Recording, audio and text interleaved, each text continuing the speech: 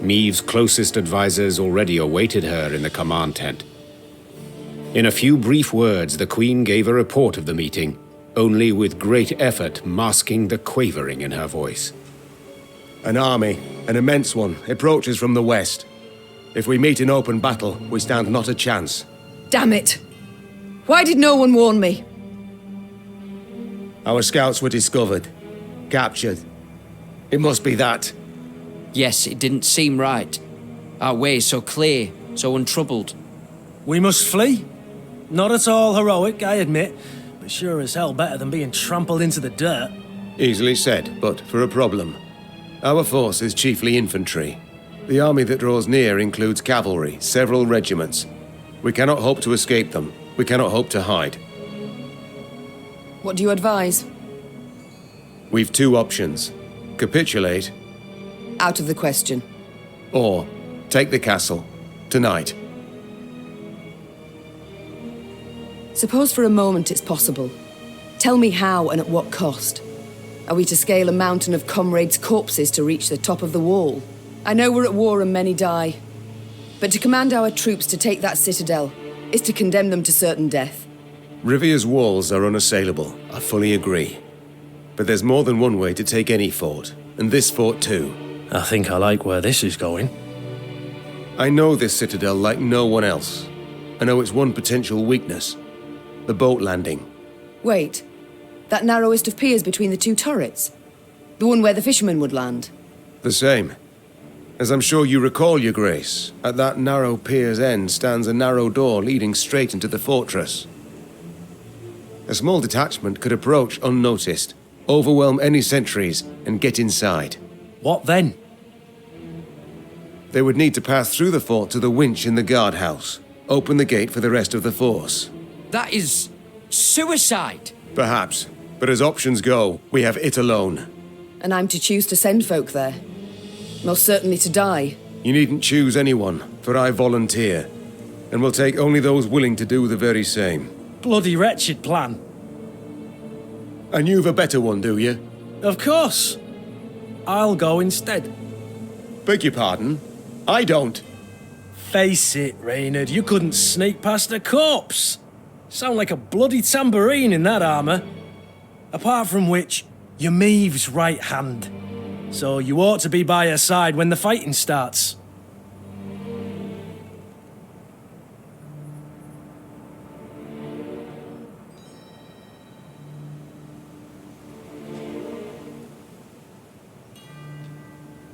Firstly, Reynard, I'm grateful. Well done, my friend. Thank you, Your Grace. But truth be told, I did indeed hear you walking to the tent from the other side of camp. And yes, you know Rivia Castle better than anyone else. But the assault must transpire silently. Gascon will lead the force. Understood, Your Grace. Cheers, Maeve. I'll try not to disappoint. You won't, I'm sure. God speed you on your way, and please, try your damnedest not to die. Gascon hand-picked his men, those most adept with daggers, not swords.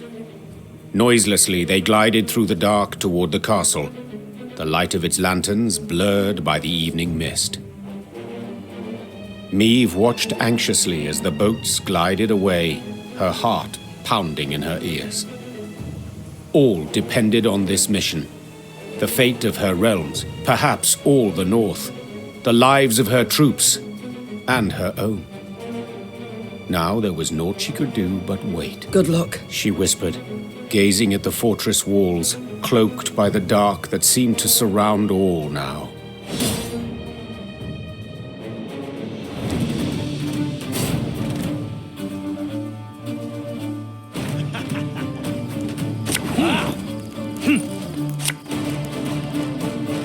Coin never stinks, no matter how rank the pouch.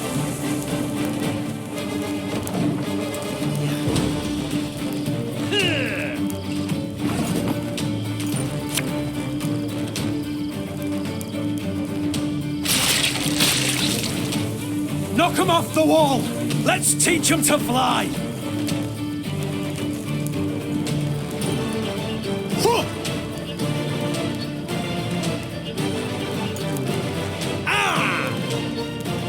You See to the winch! We'll hold them off!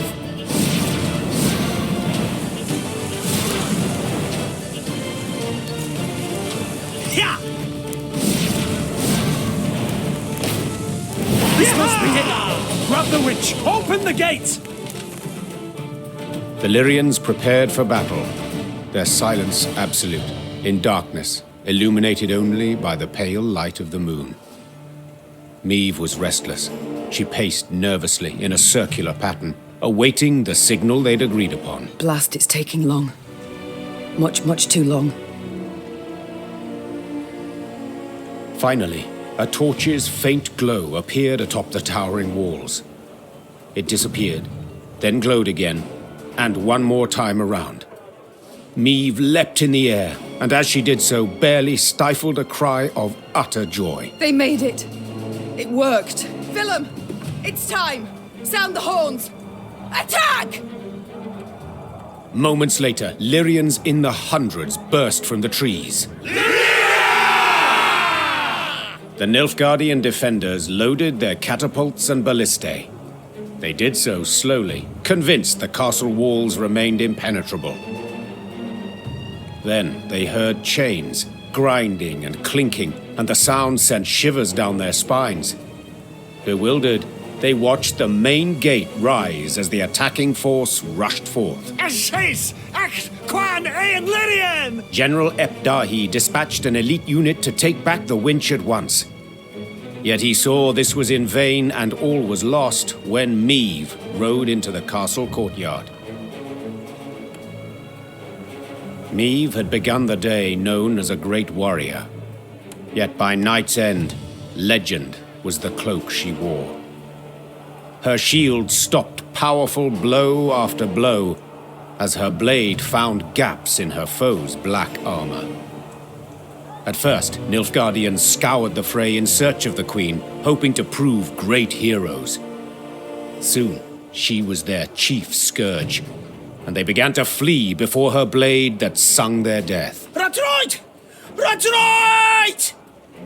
What was this extraordinary vigor that surged through Meve? Naturally, she wished to liberate her castle and realm, drive off the invaders, defeat the arrogant General Epdahi. But in that moment, above all else, she longed to fight her way through to the guardhouse and bring Gascon's party relief. Follow me! Move! Move! As she stepped through the door into the tower, the silence told Meve she'd arrived too late. Gascon's men lay slaughtered in pools of their own blood. The man himself slumped over the winch's crank. 3 arrows in his chest rose and fell with his each ragged breath. Meve tore off her cloak and pressed it against him, desperate to stem the bleeding. Help's on the way. Don't you even think of dying. You know... wheezed Gascon, a slight smirk on his lips. I always enjoyed doing things just to spite you. Medics on the stairs in the guardhouse, steps away, heard a long, blood-curdling wail. They entered the room to find the Queen kneeling, pounding the wall with her fists, her eyes flooded with tears. Gascon lay motionless beside her, covered by her cloak. The Queen rose, her fists clenched, her shoulders rigid, her knuckles white. Her face betrayed no sorrow, no despair, just rage, hot as a forge, immeasurable. Now's not the time to mourn. Seethed Meve, struggling to stay calm. Now's the time for war, for slaughter, revenge. With victory today, we'll recover our home, return to our kin and set our blades aside at last. Yet until victory is ours, they must drink. Drink greedily of Nilfgaardian blood! The Lyrians were at the brink, near their breaking point. They'd followed Meve for thousands of miles, over snow-clad peaks, through forbidding swamps. They'd fought, survived countless battles at her side.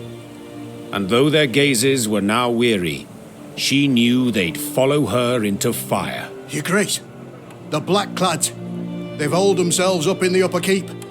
We went to breach the wall, alas to no avail. Meve nodded, twirled her sword, then leapt upon a mount.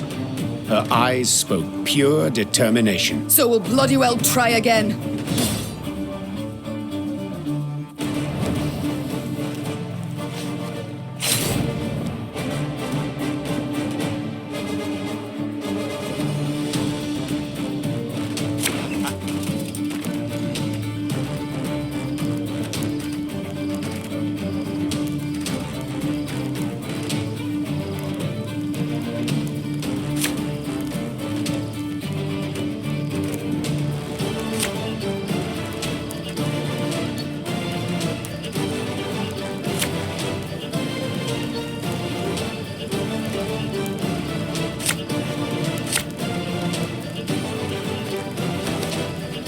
This is the end, Ebdahi. Do you hear me? I shall stick your head on a pike!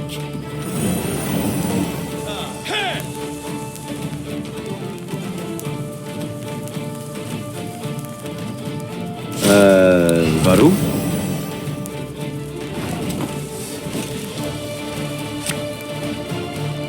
There's a time to reap, a time to sow, and a time to die.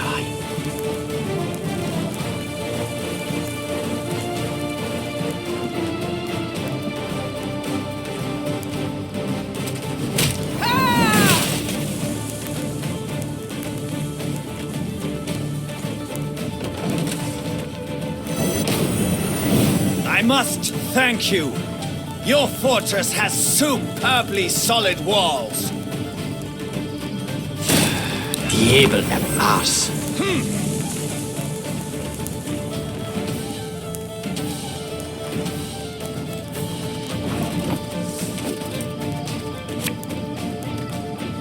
Watch your heads!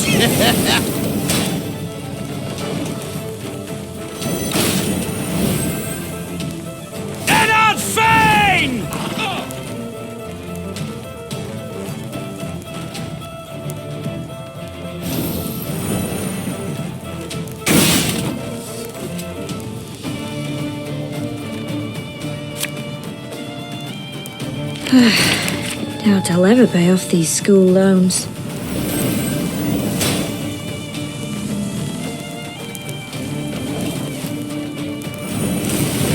Enough! I do not need to hear this. Kill her!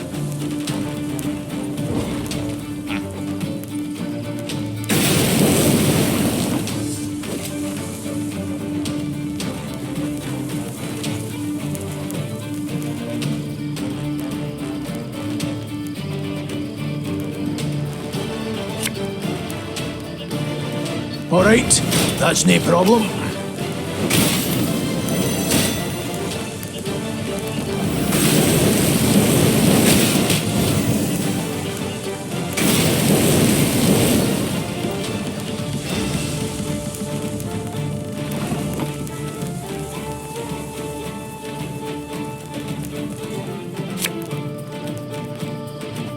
For the Queen!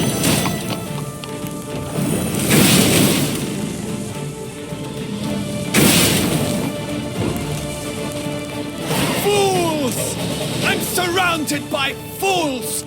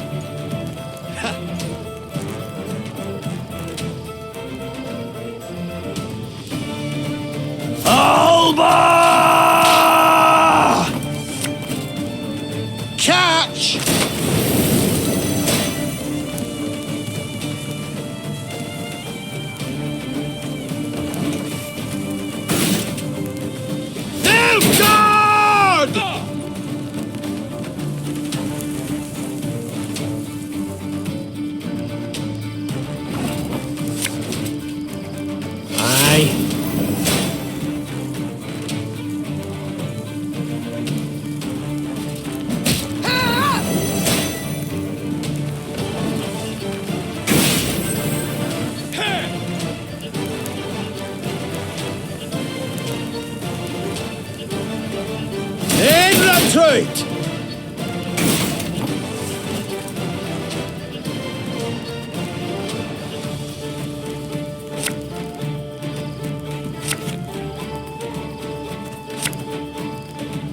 As you wish, milady.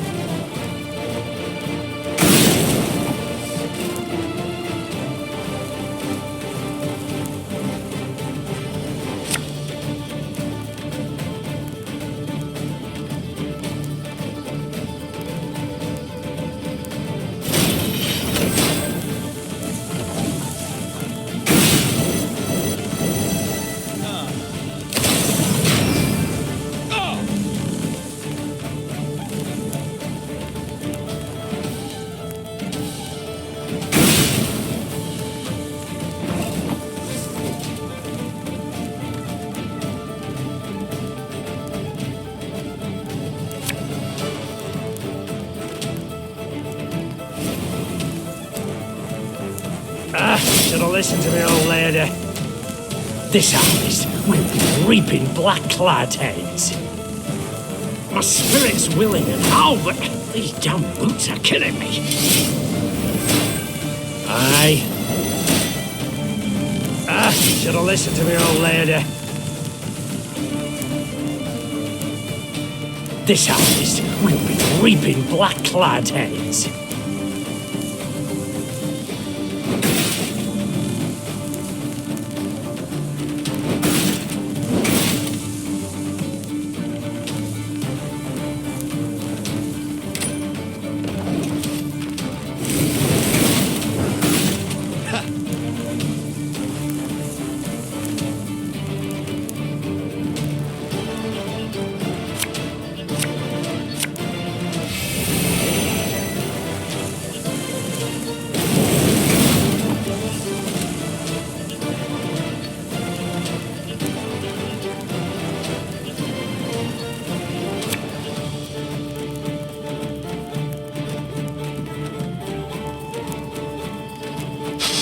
I smell a leak.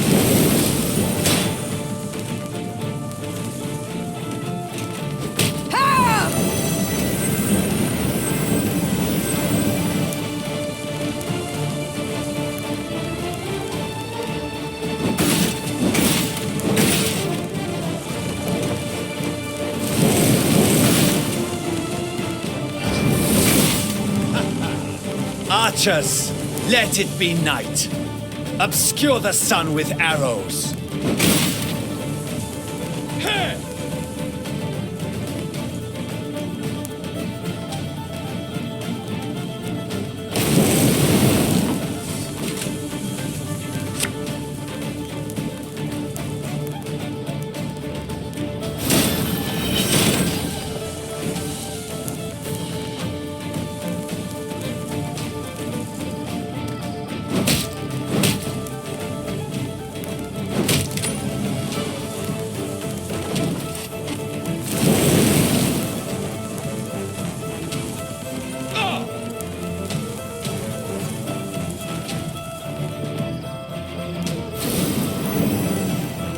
Off to the front yet again.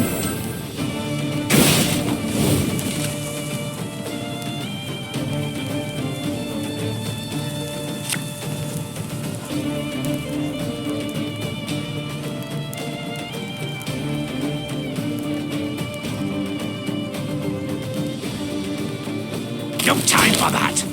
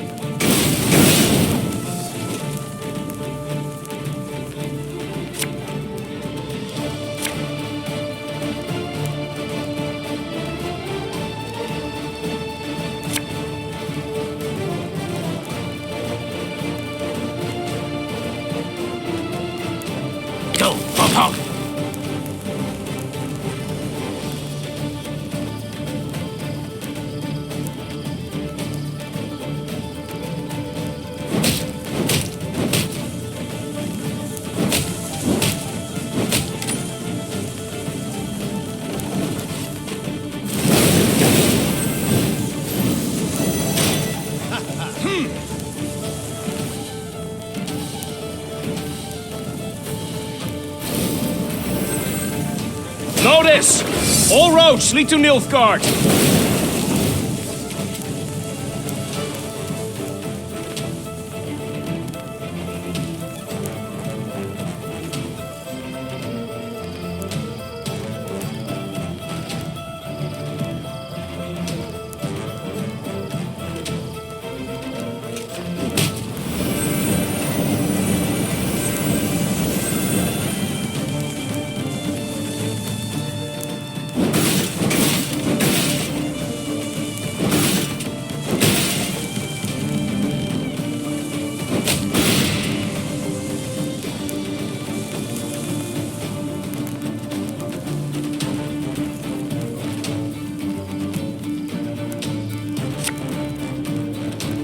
Greetings.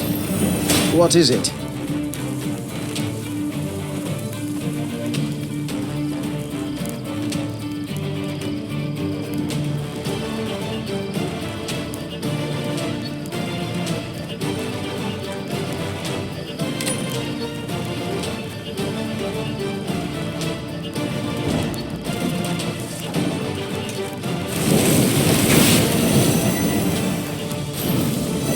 Order will triumph! It must triumph!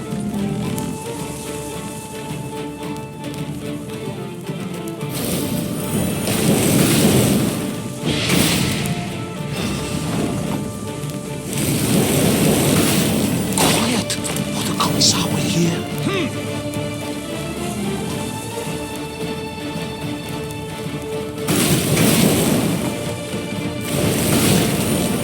My prescription, a bit of bloodletting.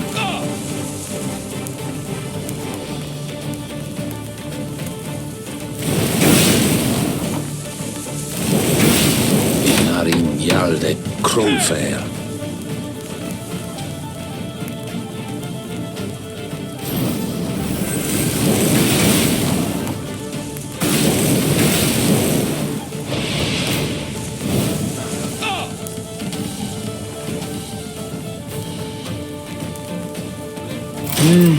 A highly curious case.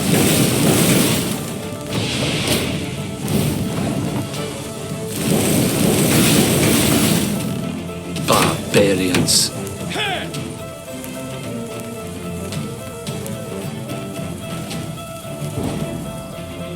Where is he? Tell me where!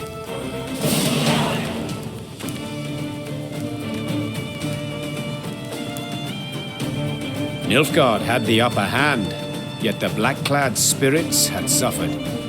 They now made more use of shields than of swords. When Meve finally broke through their line, they raised their arms in surrender. Rivia Castle had fallen. It was hers once more. Trocker! Nein to win! Meve showed her prisoners of war mercy, knowing full well they'd only followed orders. Death would be the fate of only Ardal ep Dahi, the one Nilfgaardian who'd issued those commands. Alas, the general had disappeared. A prisoner revealed ep Dahi had fled as soon as the Lyrians had surged towards the upper keep. He had glided down to the lower castle in a wicker basket for transporting food. Curled up beneath potato skins and other scraps, he'd scurried away not unlike a common maggot. Meve cursed her luck and leaned back against a merlin. Dawn was yet a few hours off, but the horizon had already begun to glow blood red. The Nilfgaardian reserves now drew near, too late to prevent the castle's fall. I'll get him, muttered the queen, more to herself than anyone else. I swear on all that's sacred I'll catch the bastard. But now we've a pressing matter to see to. Preparing the defense. That night, the war turned, with the battle for Rivia Castle as its fulcrum. Meve's great victory, not only retaking the stronghold in a single evening, but also fending off a further invading army, proved the Nilfgaardian Colossus had feet of clay. The armies of the north had united and now seemed to be on the attack everywhere. Imperial forces, while still far more numerous, lay stretched over thousands of miles. Their position was untenable, and Nilfgaard's commanders knew this. In a decisive battle, they yet stood a chance, so they gave said battle, and suffered a resounding defeat. Just a few months on from that memorable night in Rivia, the Imperial army was in utter disarray. Aldersburg, the fortress, remained a last point of resistance. General Epdahi and what had survived of Army Group East had dug in there. This place, where Nilfgaard had triumphed grandly in the war's early days, would now bear witness to its impending defeat.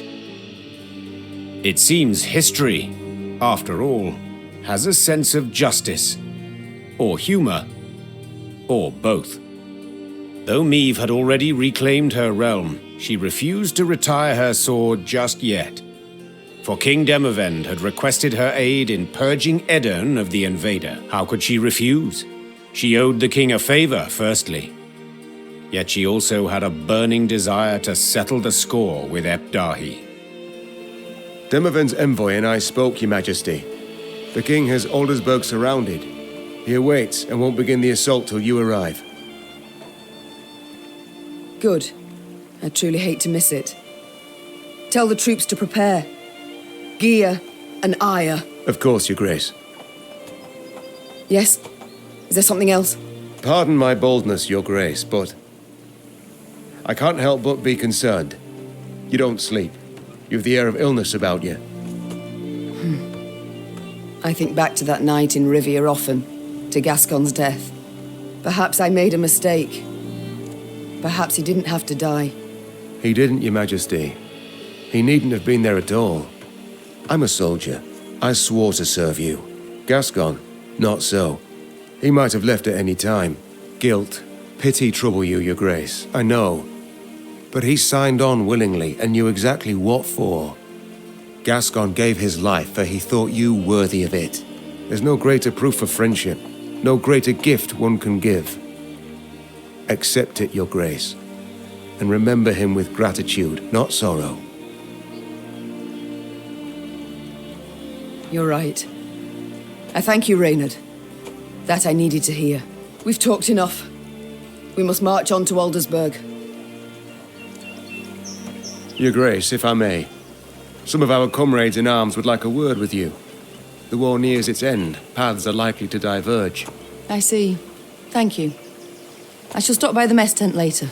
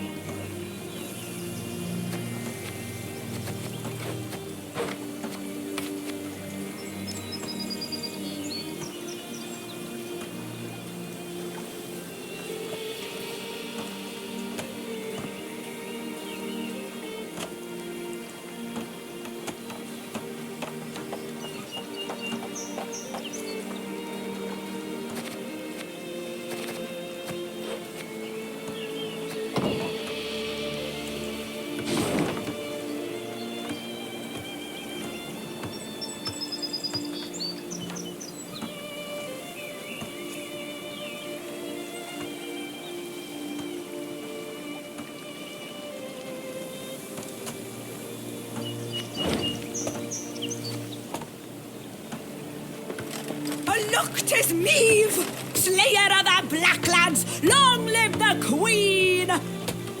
Just watch and wait. I wager you'll chase the Emperor himself off the throne. They say war's a man's affair, but you showed them, my lady. They say war's a man's affair, but you showed them, my lady. Just watch and...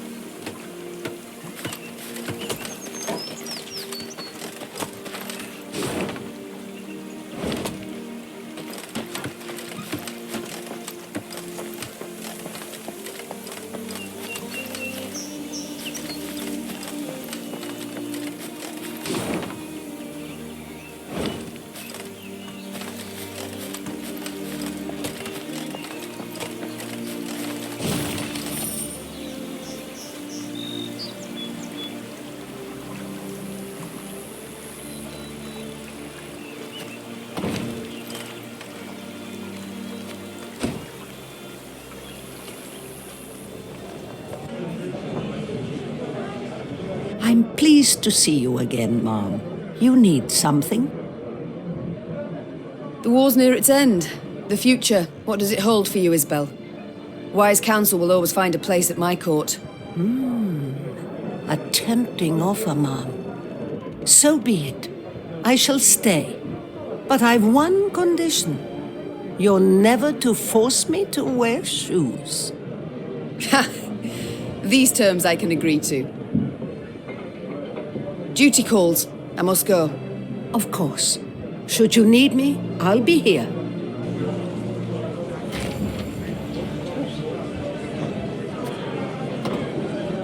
Yes, Your Grace?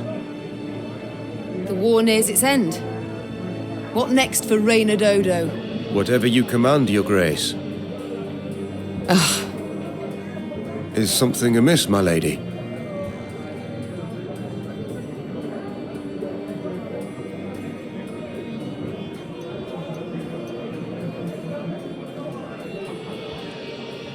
It's nothing, Reynard.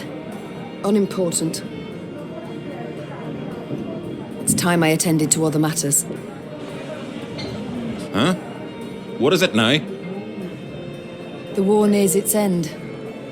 Sadly, Sadly, why? I survived. Again. Rebuild your land, Queen. Enjoy your life. Me and my men, we'll be moving on. Arnulf, in Lyria and Rivia, your past matters not. Nor does your shame.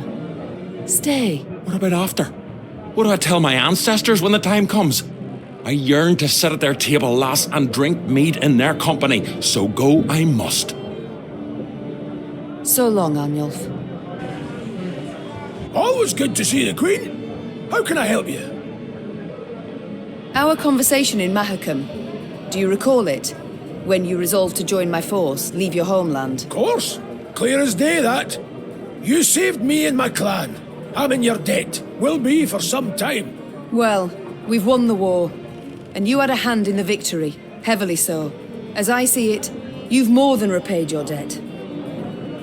Feeling a wee bit choked up, as King Desmond said when an assassin's bolt ran clear through his esophagus. Come here and give us a squeeze. Later, perhaps. But Gabor, any plans for what comes next? Ha! I wasn't expecting to have this chat, so I'm a bit caught with my knickers down past my knees. War's over, but we've much left to do. Our relations with non-humans, for instance. I mean to improve them. And I think you could help, Gabor, greatly so. Meaning, you'd like me to stay in your court?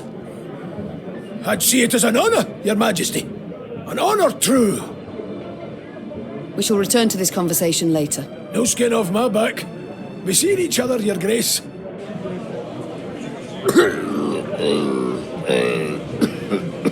Yes, Mother? We shall speak later, my son. Worked in a mess once at serving no meat, not even sausage. Weren't long before the men rioted.